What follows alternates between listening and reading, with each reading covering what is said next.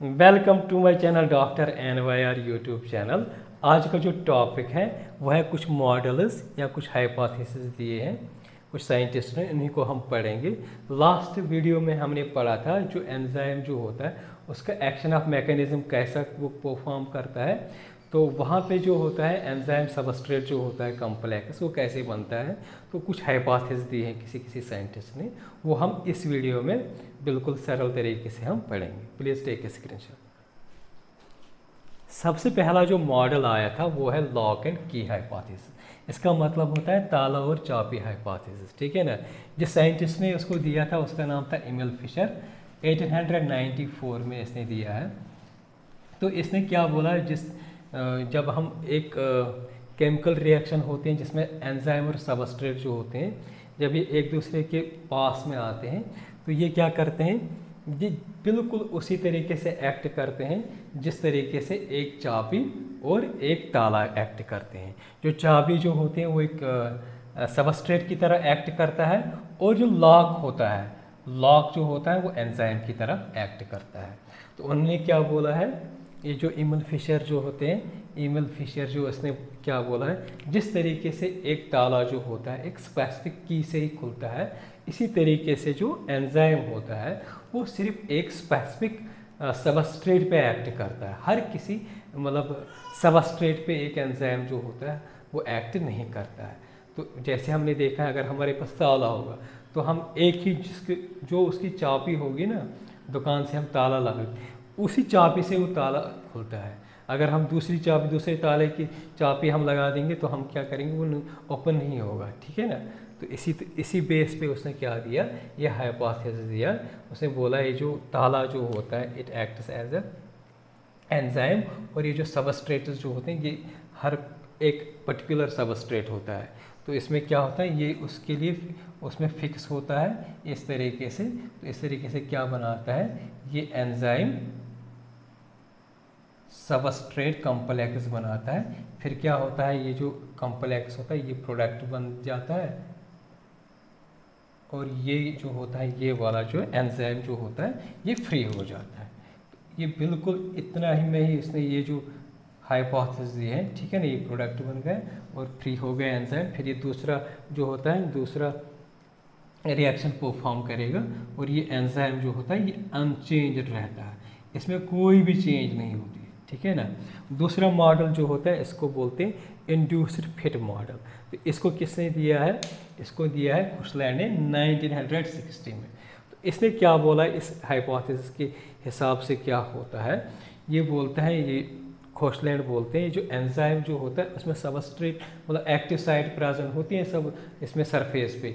ये बोलते हैं ये तो तब मतलब ये पहले एग्जिस्ट ही नहीं होता है, ये एक्टिव साइट इसमें एंजाइम में एग्जिस्ट नहीं होते हैं जब तक एक सबस्ट्रेट इसके पास नहीं आता है। मतलब मेरे पास ये दो मार्कर्स हैं, ये मान लो आप, ये है एंजाइम और ये है सबस्ट्रेट। ये एंजाइम में अभी तो इसमें वो जो एक्टिव साइट जो होती है सरफेस पे इस एंजाइम पे, वो अभी इसमें प्रेजेंट मतलब एग्जिस्ट नहीं होती हैं।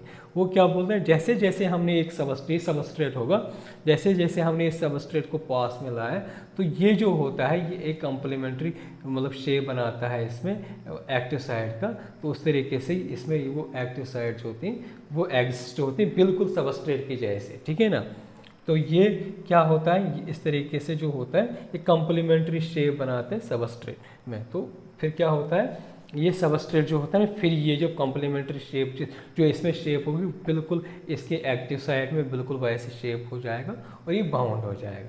तो इस तरीके से जो होता है एंजाइम सबस्ट्रेट कॉम्प्लेक्स बनता है। ये हाइपोथेसिस जो होते हैं ना सिर्फ इतना बोलते हैं एंजाइम सबस्ट्रेट कॉम्प्लेक्स जो होता है ना वो कैसे बनता है, फिर वो प्रोडक्ट फॉर्मेशन कैसे करता है। दूसरा इसके साथ जो है छोटा सा NCERT में दिया है एंजाइम इनहिबिशन। एंजाइम इनहिबिशन का मतलब क्या होता है, जब बिल्कुल स्टॉप हो जाएगी जो एंजाइम जो होते हैं ना, एंजाइम क्या काम करेगा, बायोकेमिकल रिएक्शन है ना, कोई भी बायोकेमिकल रिएक्शन, ये बायोकेमिकल रिएक्शन जब एंजाइम जब स्टॉप करेगा बिल्कुल, ये एंजाइम की एक्शन जो होती है उसके एक्शन क्या होता है, बायोकेमिकल रिएक्शन को फास्ट करना।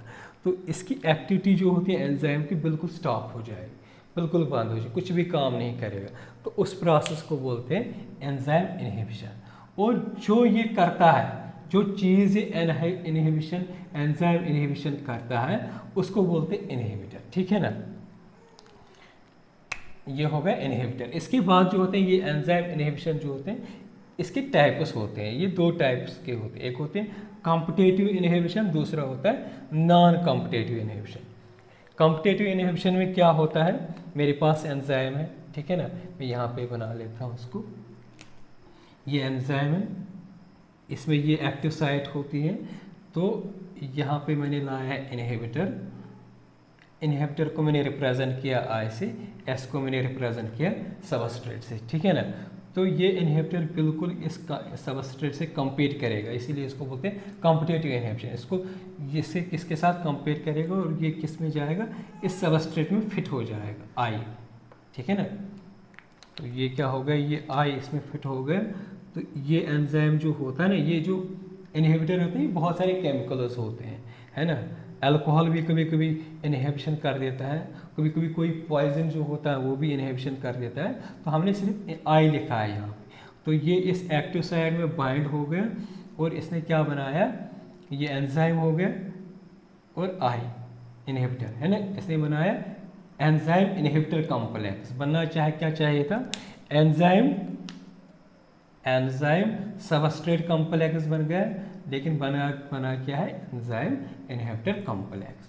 तो इस तरीके का जो इनहिबिशन जो होता है, जिसमें इनहिबिटर जो होता है बाइंड हो जाएगा एक्टिव साइड में, उसको क्या बोलते हैं, उसको बोलते हैं कॉम्पिटिटिव इनहिबिशन, ठीक है ना। दूसरा टाइप जो होता है इस इनहिबिशन का वो होता है नॉन कॉम्पिटिटिव इनहिबिशन, ठीक है ना। मैंने एंजाइम लिया है, ये इसकी एक्टिव साइट है, ठीक है ना। तो अब जो होता है ये इनहिबिटर जो होता है इस एक्टिव साइट में बाइंड नहीं हो जाएगा, ये किसी और जगह पे बाइंड हो जाएगा, तो इसको हम क्या बोलेंगे, नॉन कॉम्पिटिटिव इनहिबिशन, ठीक है ना। जो कॉम्पिटिटिव इनहिबिशन जो होती है ना, वो क्या, उसको हम रिवर्स कर सकते हैं। ये एरो मेरे ऊपर बना है ना, इसका मतलब होता है by increasing the concentration of substrate, मतलब इसको हम ठीक कर सकते हैं, कॉम्पिटिटिव इनहिबिशन को ठीक कर सकते हैं। कैसे, सबस्ट्रेट जो होते हैं इसकी कंसंट्रेशन हम बहुत ज़्यादा करेंगे, उससे क्या हो जाएगा, चांसेस हो जाएंगे जो सबस्ट्रेट ज़्यादा हो जाएंगे ना, बहुत सारे सबस्ट्रेट वो जल्दी इसमें बाइंड हो जाएंगे, ठीक है ना। तो ये रिवर्स हो सकता है। नॉन कॉम्पिटिटिव इनहिबिशन में क्या हो जाएगा, अगर हम सबस्ट्रेट कंसंट्रेशन को हम इंक्रीज करेंगे, एरो बना दिए मैंने, इसका मतलब होता है इंक्रीज, तो वो क्या होता है, वो रिवर्स नहीं हो सकता है। अगर आप लोगों को हमारा ये वीडियो अच्छा लगा होगा, प्लीज़ इस चैनल को सब्सक्राइब कर दीजिएगा, वीडियो को लाइक एंड शेयर कर दीजिएगा। Thank you very much.